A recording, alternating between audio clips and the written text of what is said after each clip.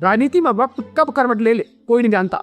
जो नेता कल तक अपने साथियों के दम पर ताकत दिखा रहा होता है, वही आज अपने ही लोगों के जाने से कमजोर पड़ने लगता है। दोस्तों, पश्चिमी उत्तर प्रदेश की राजनीति में इस वक्त कुछ ऐसा ही हो रहा है। कभी खुद को बेहद मजबूत मानने वाले चौधरी जैन सिंह को इन दिनों एक के बाद एक झटके लग रहे हैं और उसका ताजा धक्का आया है उनकी ही पार्टी से एक अहम चेहरे के इस्तीफे के रूप में। नमस्कार दोस्तों, मैं हूं आपके साथ मुकेश उपाध्याय।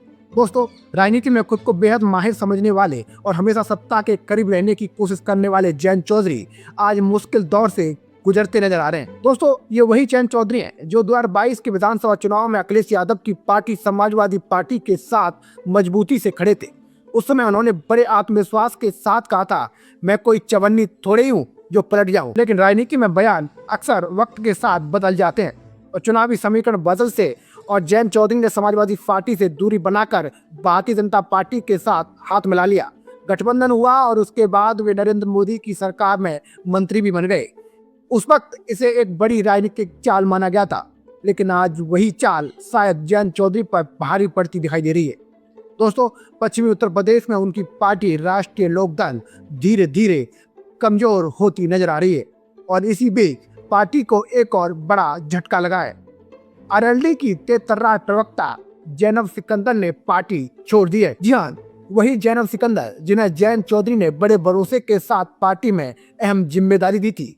उन्हें प्रवक्ता बनाया गया था, पार्टी का चेहरा बनाया गया और टीवी डिबेट से लेकर सोशल मीडिया तक उन्होंने आरएलडी का पक्ष मजबूती से रखा। हिंदी और अंग्रेजी दोनों भाषाओं में उनकी पकड़ मजबूत मानी जाती थी और वो अक्सर टीवी बहसों में पार्टी की आवाज बनकर सामने आती थी। लेकिन अब जैनब सिकंदर ने आरएलडी से इस्तीफा दे दिया है।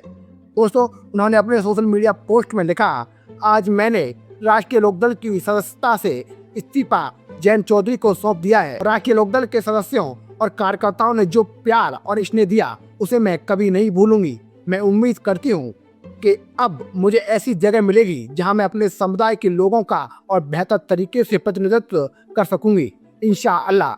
दोस्तों, अगर इस बयान को ध्यान से समझा जाए तो इसमें एक बड़ा संकेत छिपा हुआ दिखाई देता है। जैनब सिकंदर ने साफ तौर पर कहा है कि वो अब ऐसे मंच की तलाश में है जहां से वो अपनी कम्युनिटी की आवाज को और मजबूती से उठा सकें। यानी सवाल ये उठ रहा है कि क्या आरएलडी में रहकर वो अपने समाज की बात उतनी मजबूती से नहीं उठा पा रही थी? क्या पार्टी के भीतर ऐसा माहौल नहीं था जहां पर वो खुलकर अपने समुदाय के मुद्दों को सामने ला सकें? जैनब सिकंदर के इस बयान ने कई सवाल खड़े कर दिए हैं, खासकर तब जब उत्तर प्रदेश की राजनीति एक नए चुनावी मोड़ की तरफ आगे बढ़ रही है। दरअसल ये इस्तीफा ऐसे समय आया जब राज्य की राजनीति 2027 के विधानसभा चुनाव की तैयारी में जुट चुकी है। खबरें ये भी हैं कि 29 मार्च को अखिलेश यादव पश्चिमी उत्तर प्रदेश से मिशन 2027 का आगाज करने जा रहे हैं। ऐसे में राजनीतिक गलियारों में ये चर्चा भी तेज हो गई है कि जैनब सिकंदर का अगला राजनीतिक ठिकाना समाजवादी पार्टी हो सकता है। जी हाँ दोस्तों, समाजवादी पार्टी। अगर ऐसा होता है तो ये जैन चौधरी के लिए एक बड़ा राजनीतिक झटका माना जाएगा, क्योंकि जैनब सिकंदर सिर्फ एक नेता नहीं बल्कि आरएलडी का एक मजबूत मीडिया चेहरा भी थी। दोस्तों, दरअसल ये पहली बार नहीं है जब आरएलडी को इस तरह का झटका लगा हो। दोस्तों, पिछले कुछ समय में पार्टी के कई नेता संगठन से दूरी बना चुके हैं और कुछ नेता समाजवादी पार्टी में भी शामिल हो चुके हैं। इससे दोस्तों ये धारणा बन रही है कि पार्टी के भीतर असंतोष बढ़ रहा है और राजनीतिक विश्लेषकों का मानना है कि जैन चौधरी का भाजपा के साथ जाना भी इसके पीछे एक बड़ा कारण हो सकता है। दोस्तों, पश्चिमी उत्तर प्रदेश की राजनीति में राष्ट्रीय लोकदल की पहचान हमेशा किसान और जाट राजनीति के साथ साथ एक खास सामाजिक समीकरण के रूप में रही है।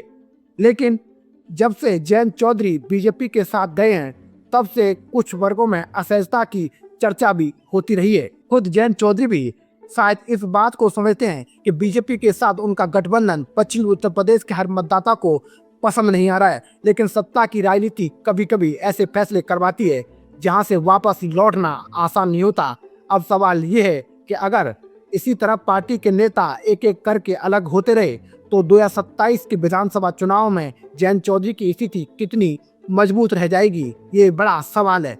सबसे बड़ा सवाल ये भी है कि बीजेपी के साथ गठबंधन में रहते हुए जयंत चौधरी कितनी सीटों की मांग कर पाएंगे और 2022 में समाजवादी पार्टी के साथ रहते हुए आरएलडी में कई सीटें हासिल की थी। लेकिन अगर पार्टी की स्थिति कमजोर होती रही तो बीजेपी के सामने उनकी सौदेबाजी की ताकत कितनी रह जाएगी। यानी साफ है कि जयंत चौधरी के सामने अब कई बड़े सवाल खड़े हैं। कैसे वो अपनी पार्टी को फिर से मजबूत करेंगे, कैसे संगठन में बढ़ते असंतोष को रोक पाएंगे और सबसे अहम, क्या वो आरएलडी को 2027 के चुनाव तक एक मजबूत ताकत के रूप में खड़ा कर पाएंगे।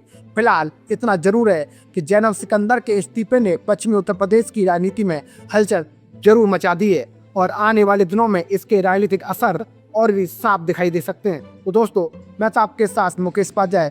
अगर आपको ये हमारी जानकारी अच्छी लगी हो तो कमेंट बॉक्स में जरूर बताइएगा। जय हिंद, जय भारत।